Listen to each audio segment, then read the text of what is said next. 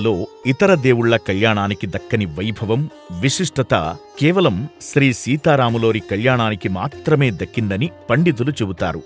ఈ జంటకు మాత్రమే అలాంటి ఘనత ఎందుకు దక్కిందనే ఆసక్తికరమైన విశేషాలను ఇప్పుడు తెలుసుకుందాం.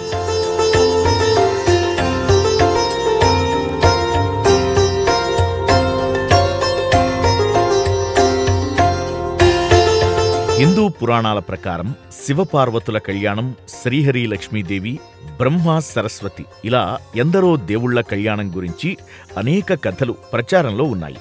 అయితే ఈ దేవుళ్లందరిలో శ్రీ సీతారాములోరి కళ్యాణం చాలా ప్రత్యేకమైంది. ప్రతి సంవత్సరం చైత్రమాసంలో శుద్ధ నవమి రోజున శ్రీ సీతారాములోరి కళ్యాణం దేశవ్యాప్తంగా ఘనంగా నిర్వహిస్తారు. మన తెలుగు రాష్ట్రాల్లో భద్రాచలం రామయ్య గుడిలో, కడపలోని ఒంటిమిట్ట రామాలయంలో ప్రముఖంగా ఈ కళ్యాణ ఉత్సవాలు నిర్వహిస్తారు. ఈ ఏడాది 2024 ఏప్రిల్ 17వ తేదీన శ్రీ సీతారాములోరి కళ్యాణోత్సవం జరగనుంది. ఈ ఉత్సవాలకు సంబంధించి దాదాపు అన్ని దేవాలయాల్లో ఏర్పాట్లు పూర్తి చేశారు. ఆగమ శాస్త్రం ప్రకారం శ్రీ సీతారాముల కళ్యాణం ఉత్తర ఫల్గుణి నక్షత్రయుక్త వైశాఖ శుద్ధ దశమి రోజున జరిగింది.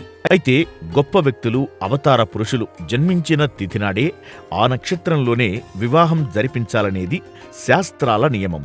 అందుకే శ్రీరాముడు పుట్టిన చైత్రశుద్ధ నవమి, పునర్వసు నక్షత్రం వేళ శ్రీరామనవమి వేడుకల్లో భాగంగా దేశవ్యాప్తంగా శ్రీ సీతారాములోరి కళ్యాణం జరుపుకుంటారు. ఈ లోకోత్తర కళ్యాణం జరిగినప్పుడే లోక కళ్యాణ యజ్ఞానికి హేతువుగా నిలబడిందని శాస్త్రాలలో వివరించబడింది.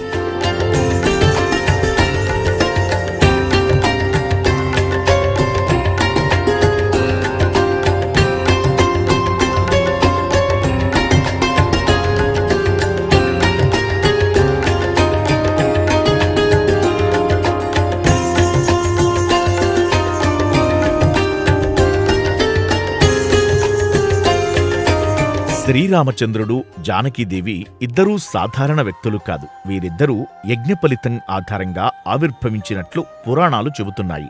దశరథ మహారాజు తన వంశం తరించడానికి పుత్ర సంతానం కోసం చేసిన యాగం ఫలితంగా శ్రీరాముడు జన్మిస్తాడు. అదే సమయంలో యజ్ఞం నిర్వహించేందుకు యాగశాల కోసం భూమిని తవ్వుతున్న జనకుడికి నాగేటి చాలు ద్వారా లభించిన యజ్ఞప్రసాదమే సీతమ్మ తల్లి.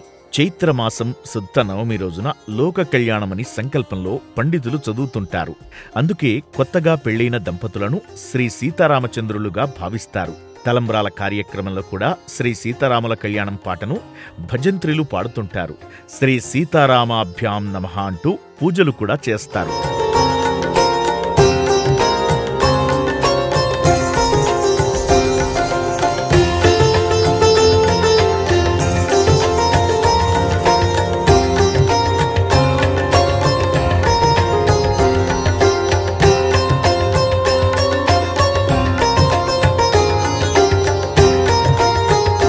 శ్రీరామనవమి రోజున రామ అనే నామాన్ని ఉచ్చరించడం వల్ల రా అనగానే మన నోరు తెరుచుకుని మన నోటి లోపల ఉండే పాపాలన్నీ తొలగిపోయి ఆ నామ ప్రభావంతో మన పాపాలన్నీ మంటల్లో దహించుకుని పోతుందని పండితులు చెబుతారు.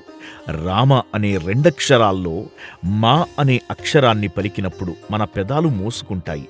ఈ లెక్కన బయట మనకు కనిపించే లోపాలు లోపలికి ప్రవేశించలేవు. అందుకే రామభక్తులందరూ రాముడిని స్మరించుకుని సుఖ సంతోషాలను పొందుతారు.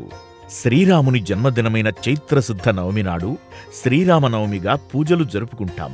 దేశవ్యాప్తంగా రామునికి పూజలు జరుగుతాయి. శ్రీరామనవమి రోజున వీధుల్లో పెద్ద పెద్ద తాటాకు పందిళ్లు వేసి సీతారామ కళ్యాణం చేస్తారు. ఇళ్లలో కూడా యథాశక్తిగా రాముని పూజించి వడపప్పు, పానకం నైవేద్యం చేసి అందరికీ పంచుతారు. అలానే ఉత్సవాల్లో భాగంగా అన్నదానం నిర్వహిస్తుంటారు.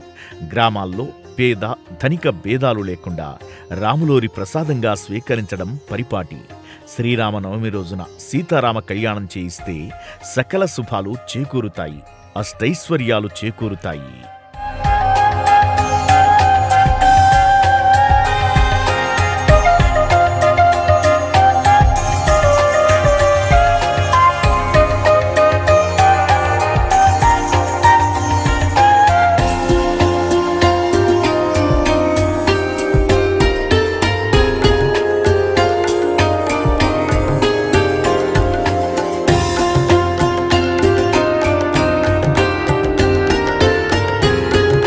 అయోధ్యరాజైన దశరథుడు రాణి కౌసల్యలు జరిపిన పుత్రకామేష్టియాగ ఫలితంగా కలిగిన సంతానం శ్రీరాముడు.